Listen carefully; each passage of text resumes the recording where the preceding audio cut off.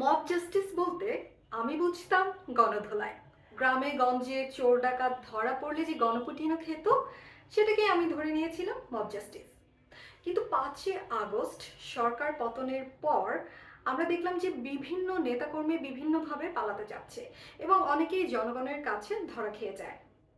সেক্ষেত্রে জনরোষে পড়ে অনেকেই আহত কিংবা নিহত হয়েছেন। এই সবগুলো ঘটনাকেই বলা হচ্ছে মব জাস্টিস। এছাড়াও বিভিন্ন নেতাকর্মীর বাড়িঘর পুড়িয়ে দেওয়া হলো, সেগুলোকেও বলা হচ্ছে মব জাস্টিস। আমরা দেখলাম যে বিশ্ববিদ্যালয় থেকে শুরু করে রাস্তাঘাট এমনকি অফিস আদালতেও অহরহ মব জাস্টিস হচ্ছে।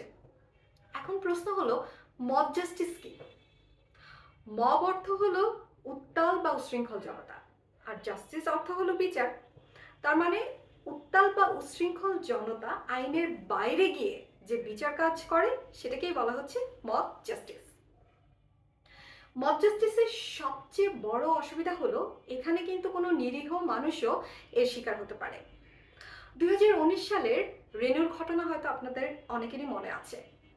2019 সালে রেনু নামের এক শান্তশিষ্ট ভদ্রমহিলা বাড্ডার একটি স্কুলে যান।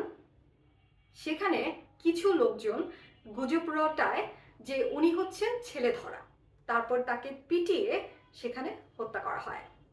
পরবর্তীতে জানা গেল যে উনি স্কুলে গিয়েছিলেন তার ছোট্ট মেয়েকে ভর্তি করাবার ব্যাপারে তথ্য নিতে।